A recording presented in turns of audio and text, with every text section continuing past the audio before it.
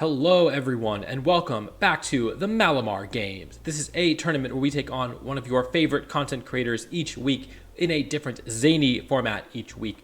And this week we are taking on the one and only Necra. She is, of course, one of the official casters for Play Pokemon, and she also casts a bunch of other esports, including Overwatch. She's commentating the OWL this weekend, which is really, really exciting.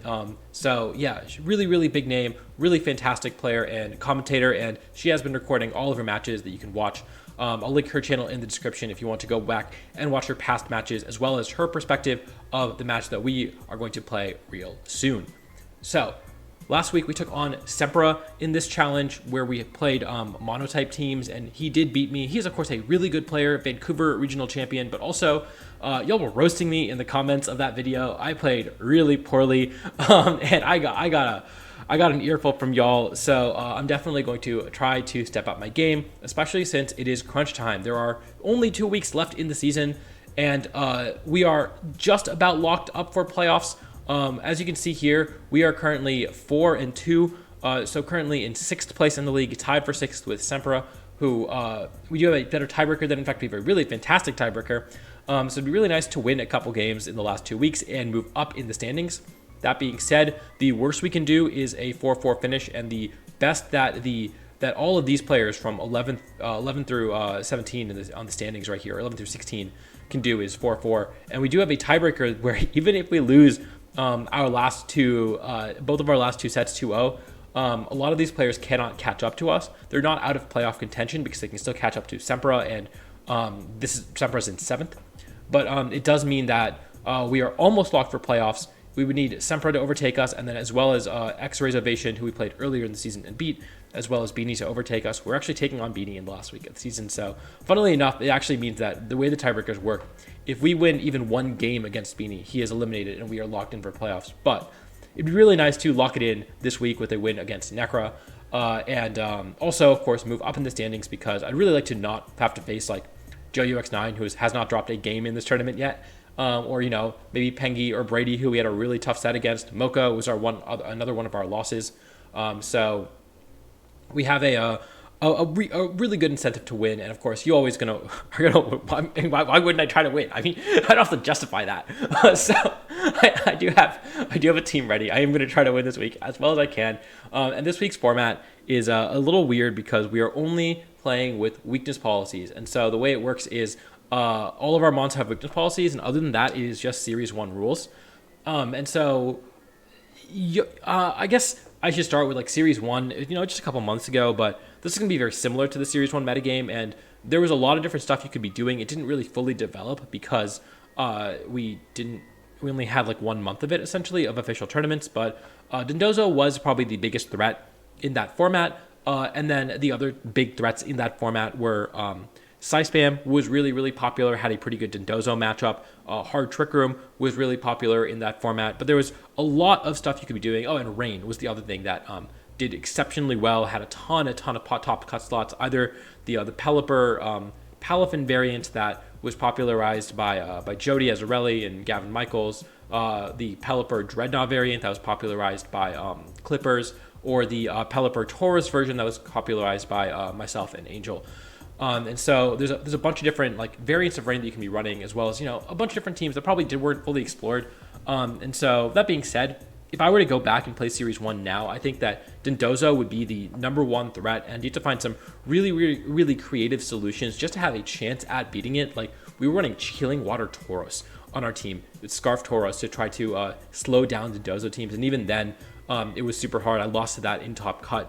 So I think that's one of at San Diego Regionals in top 32 to Emilio Forbes.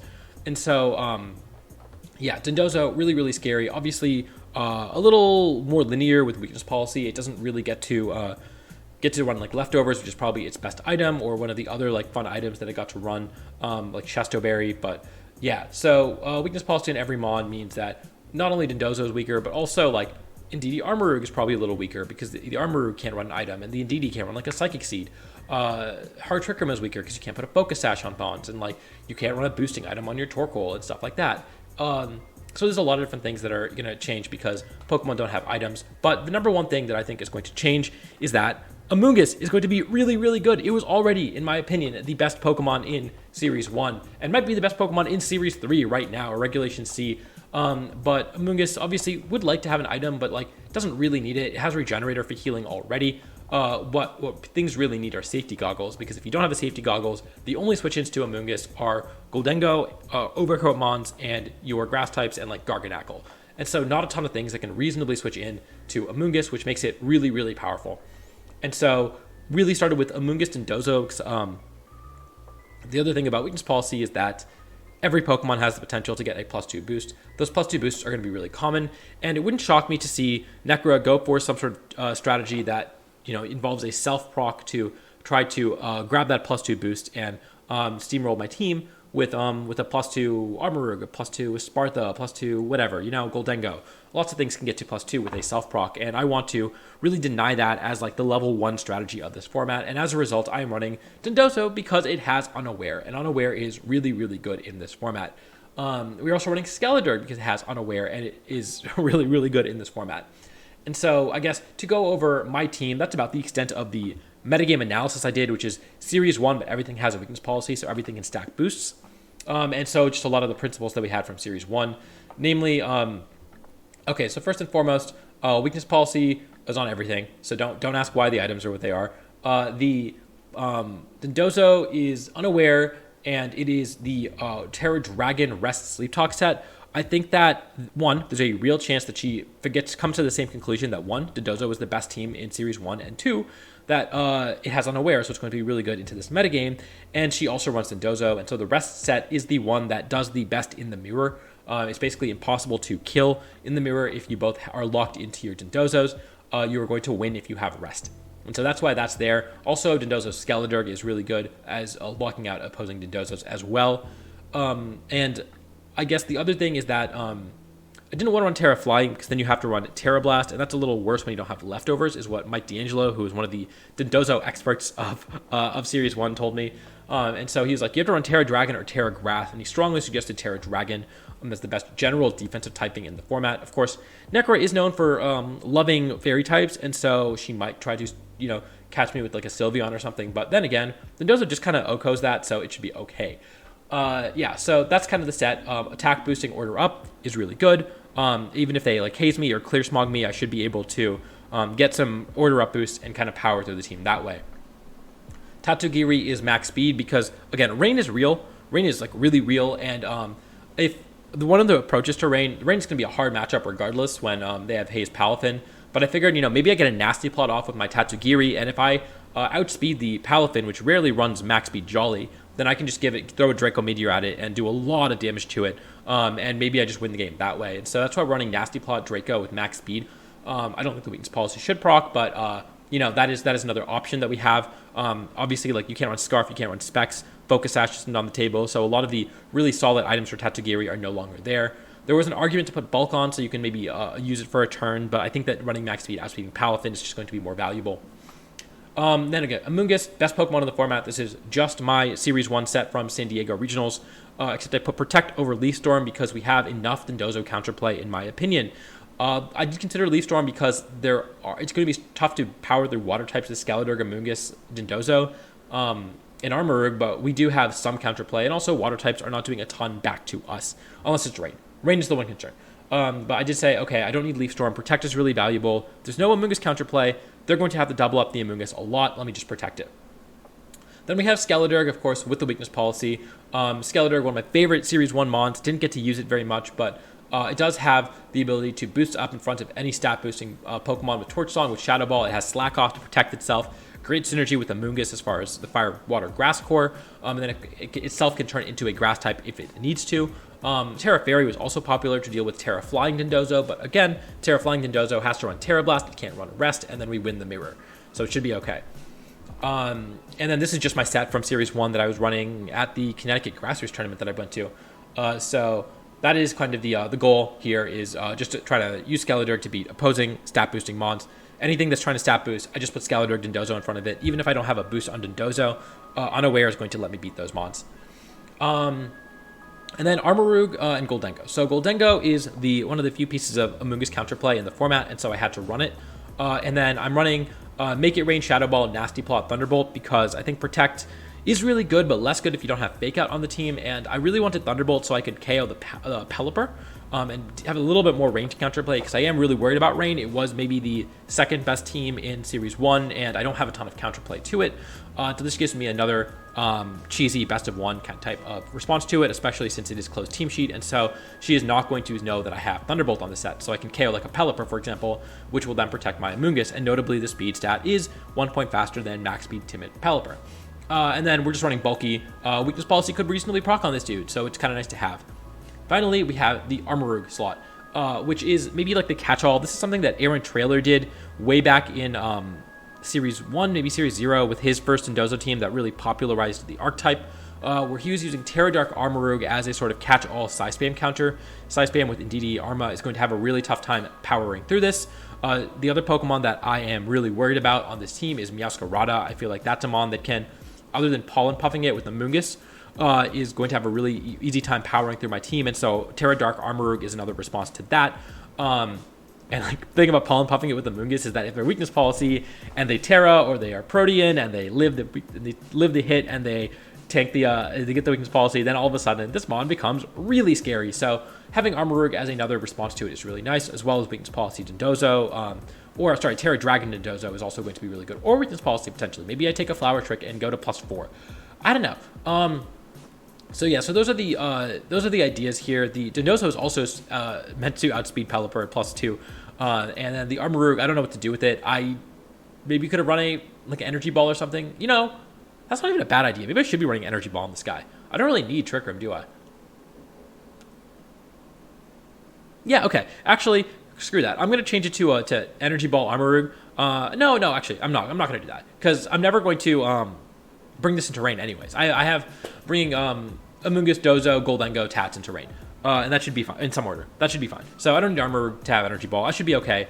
Yeah, so this is the team. We'll see what Necro brings. I know, again, she was casting the Overwatch League this weekend, so I think she might not have had as much time to prepare.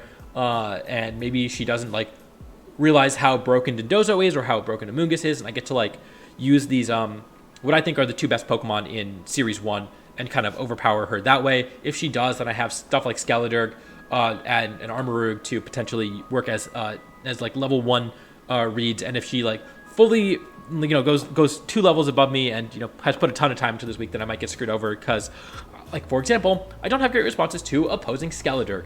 And so if she goes for something like that, I might be screwed. But I think that, as far as level 0 teams and level 1 teams, I should be really, really set on. And so I'm hoping that this is going to carry me to a win. And if not, honestly, Dondozo is just so broken that I might just win anyways. So we'll see.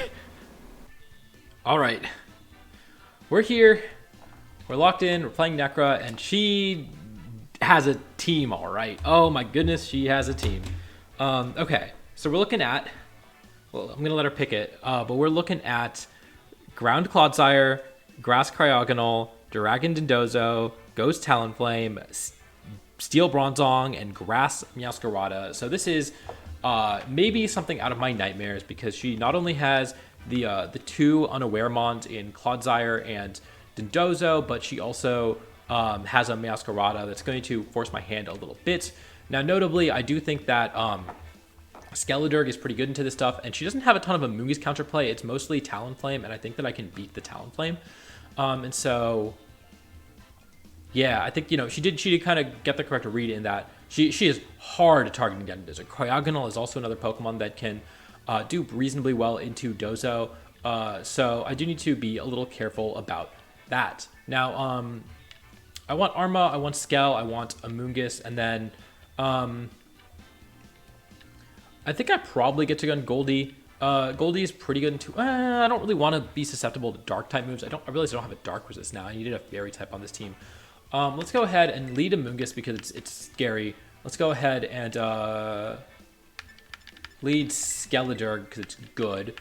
Bring Arma, and then do I want the Goldie or do I want something else? I think I could just go solo Dozo and be fine with the rest talk, because yeah, okay, actually I'm okay with this, because if we end up in a Clodsire endgame, there's a decent chance Clodsire does not 1v1 Dondozo with rest and sleep talk. And so I think we're going to try to roll with that.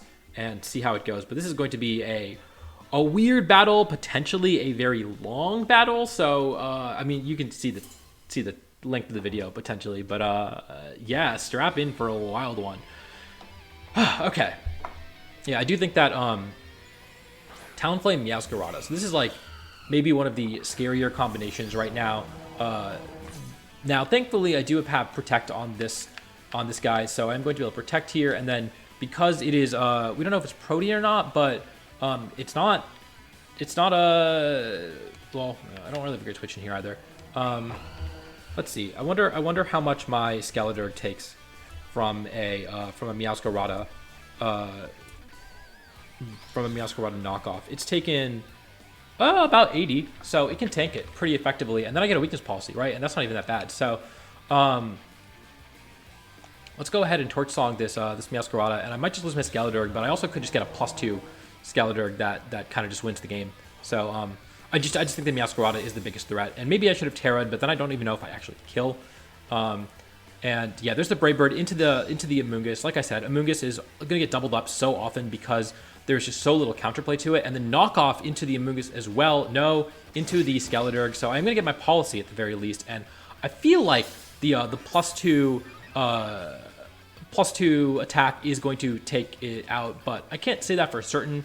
Notably now also, because it is a dark type, I will actually be able to redirect the Meowscarada if I don't take it out, which I didn't. And so here I can go ahead and Rage Powder like pretty safely. Not having something faster is a little annoying. I can also like try to, yeah, surely I live an attack from this this Talonflame, and then I could even Shadow Ball the Talonflame and then Protect and go for a like Armor Cannon, I guess, into the Meowscarada next turn. So I kind of like that. I kind of like do I like that? Or do I just kill the Meow? I think the Meow might Protect is the other thing. So I'm not going to risk a Protect. I just want to Shadow Ball the Talonflame here.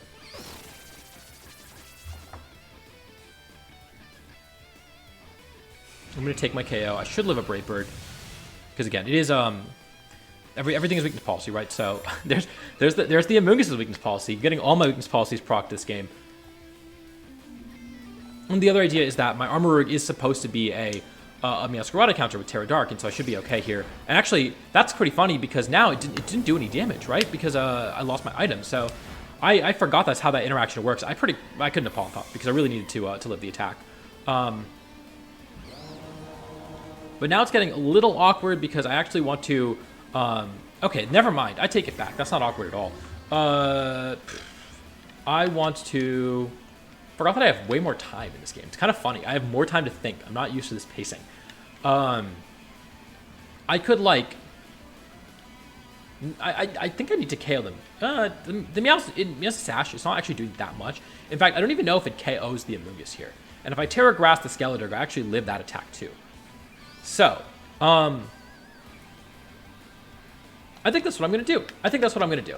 I'm going to, you know, I'm not super worried about this Bronzong, so I think I'm actually going to side Pollen Puff here.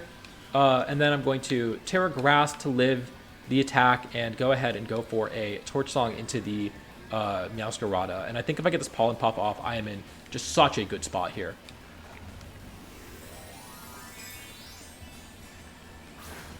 And if she, like, U-turns into Skeledirge, then it's really bad, but, like, who U-turns into Skeledirge, you know? I also could have gone for Slack Off Pollen Puff, and I think I would have been in a good, well, an okay spot. Well, let's see. Acrobatics. Okay, but it still lives, because it's, she's still at her item, which is very funny. So Acrobatics, not as good a move when you don't have Stab and you don't have, the, whatchamacallit, the weakness policy procced. So... Maybe she has a way to proc her weakness policy. And there's a Shadow Ball coming out, which I think I might live because I'm no longer weak to it. I do. So this Skeledirge is probably going to solo the rest of the game with Pollen Puff. I can switch out my Amoonguss to get its health back up. And I should be in a pretty... Oh, wait. She only brought 3 Pokemon?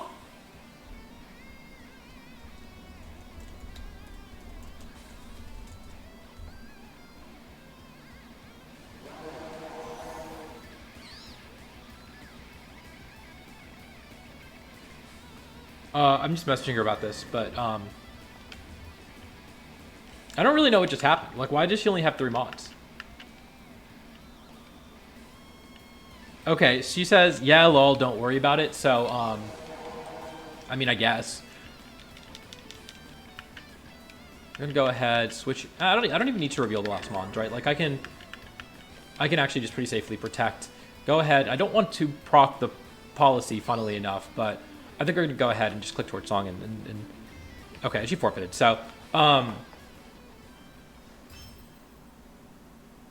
okay, so what happened is she timed out in team preview, and the way that works, like VGC does not allow you to normally use a 6 weakness policies, right? You have item clause and other clauses, and so this format, this normal rules, does not require you to use your item clause, and so right, and so we needed to set a different rule set, so we're using normal rules, which you can see, which actually allows you to pick any number of Pokemon from 2 to 6, and so she timed out and picked 3, which is a little sad. She said she just forfeited this game, which is fair. I would have played it back if she wanted to, but and like replayed turns, but you know, it's hard to emulate when, you know, having a 4th Pokemon would have probably made a difference,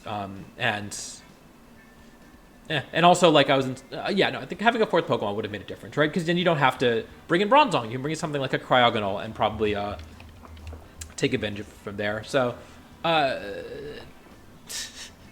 what a silly way for the game to go. Okay, this time, I need to, maybe she need to respect the mons a little more. So I'm going to lead Armarouge instead of Skeledirge, and then this guy should be really good. And I also can lead the Goldengo, because I think I have enough bulk to live and attack from Meowscarada. Let me actually check my Goldengo set real quick, because I am like 252-4, I think, and I actually do take a knockoff here, so I can go ahead and just KO the, I could Terra it too, but I can also just KO, and I can Terra out for the Armarouge and survive that, and then, again, I don't know if I get to bring Dozo other than solo Dozo. Actually, what am I saying?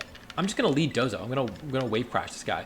I'll live an attack with Dozo. Dozo's bulky is all, and then I can always rest it off too, so it's fine. And then I bring a Amoonguss in back, and I can Terra Dark the Armarouge and really safely eliminate the Meowscarada, which I think it's Terra Grass. I know that. I know the Terra types, and so it can't actually like get out of it other than Terraing into a Dark type, which it might do, but I guess it might do that. So here's Bronzong and Clodsire. So the Bronzong is Terra Steel, the Clodsire is Terra Ground. Funnily enough, the Clodsire is a little spooky, but okay, this is the second time I faced Clodsire in this series, and I'll be honest, I don't know what type it is still. It's Poison Ground, so it goes down to a waterfall, right? Like, surely. Actually, it might not. It really might not. It really might not. So I think what we're going to do is we're going to, what type is this? Bronzong. Man, I love having just a little more time to think. This is great. This is fantastic. I'm just going to double up the Bronzong. I don't think Clodsire does anything.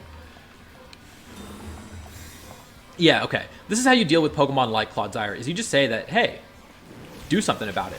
What you going to do?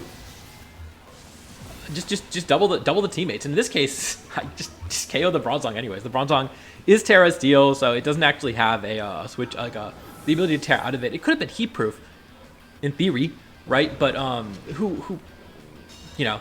Now, notably, I'm not really allowed to actually. I didn't have tats, obviously, but like, I'm going to hard assume this Clodsire is unaware in a format where everything has a weakness policy. That just is the thing that makes sense. That's the conclusion that I came to in building. And so I would suspect that she's doing something similar. And then now I'm going to go ahead. She's going to either grass move or dark move me. So I'm going to go ahead and Terra Dark Armor Cannon this Meow. And I'm going to also Wave Crash this Meow. And I think that should KO the threats that is on her side of the field. She is Terraing it, so she could Terra Grass and really put a chunk in this Dozo, but also like, it's a Dozo. And there's a Terra, yeah, just Terra Grass, as we knew. And so this might KO Dozo, but Dozo's really bulky. And so she's not going to Terra Dark, of course, or she's not going to do that play if she's going for a dark move into my my Armaroog. I would think, right? Like that would make a ton of sense. This is a flower trick, so Dozo is in a questionable spot here, but I think it might just live. Honestly, this thing's bulky. It did. Yeah, Dozo's crazy. And I get weakness policy. And yeah, it always crits, right? So you can't actually crit because it always crits and it does a lot of damage. But so notably, again, Clodsire is probably unaware. It could be water absorb. Either way, this is not going to turn out super well for me because the armor cannon should always KO Meowscarada. It is not that powerful. This is super effective, and it does. And then so I'm not actually doing super effective damage to this Clodsire, and it is getting a weakness policy proc, so it is a little spooky. That being said, the Dondozo is faster than it, and the Dondozo is not is unaware, and I also have an unaware Skeledirge back, although the unaware Skeledirge is still going to be taking super effective damage from its attacks because I already used my Terra. Jesus! Oh my goodness, that did so much damage to that Clodsire. What happened? How did it do that much? Clodsire is... Oh, Clodsire only has a base 60 defense stat, so I did not know that. That is a lot of damage, but let's see if they go for like a rest or something, or if they just Earthquake, so I'm probably going to pick up this KO as well. No? I'm sorry? Like, yes, it wasn't super effective. Oh, it's unaware. It ignores my defense drops. Right. Okay, cool. We got this. That's so silly. It ignores my defense drops. All right, so, so I'm going to go ahead and Armor Cannon the... Well, how do I lose the game, I guess is the question. I lose the game if the Clodsire gets another attack off. The Cryogonal cannot actually KO me, and they've already used their Terra, so I'm just going to go for a Rage Powder here and make sure that I don't lose my... Like, the Skeledirge is always 1v1ing the Cryogonal unless I get burnt, and even then, I'm not even sure if Torch Song... not even sure if... I take it back. It's not. I'm not sure if a Torch Song is a move that unfreezes you. I think it might be, but... Yeah, yeah, Sheer Cold, that is the point of the Oko moves. You kind of need it to survive, and here the battle is pretty much over, so, if she hit, then I still get to Spore it, and I still get to bring in the Skeledirge, and she needs to hit a bunch of Sheer Cold from that point, but I guess that's kind of crazy. I didn't think it would live that. I guess it does have a Spadef stat, but we are going to just Spore it, and, I did say at the start of the battle that we're going to be able to tell how if this game goes a long time based on the amount of time the battle goes on for, based on the YouTube timestamps, and you can probably tell now that it didn't actually go that way. So you're going to be laughing at that, I guess. Overall, kind of a weird way for game one to go, and I do feel a little bad about that, but game two pretty clean, and man, Clodsire not a... like you sit there and say, oh, it's gonna beat the Dozo because it's gonna get unaware, and then it just takes 99% from a wave crash, just like not even really a Dozo counter unless you Terra it, I guess. But yeah, kind of a rough game for Necra. We kind of cleaned that up pretty easily, but she had a really interesting team and had, I think, the right idea as far as the meta call goes. Just didn't, I don't know, like that game one, it was so scuffed. Like that's the thing, is like I think that she had a switch in, she might have actually been in an okay position game one, and then game two she had a Clodsire, and that's not a real Pokemon. I'm sorry. So I think that's kind of my interpretation, but yeah, 2-0, really big win. That means we are locked in for playoffs in the Malamar Games, which is really, really clutch. And so next week is purely for seeding. There are going to be a couple people we can overtake, and it'd be really nice, again, to avoid playing someone like JUX9, someone like Pengy, someone like... there's actually... I'm thinking about it now, and all the top 7 is just stacked. Every single player is super, super good at Pokemon. And there's... the 8th slot is up in the air, but also there's a bunch of players that are really good, fighting for contention for that, too. So, like...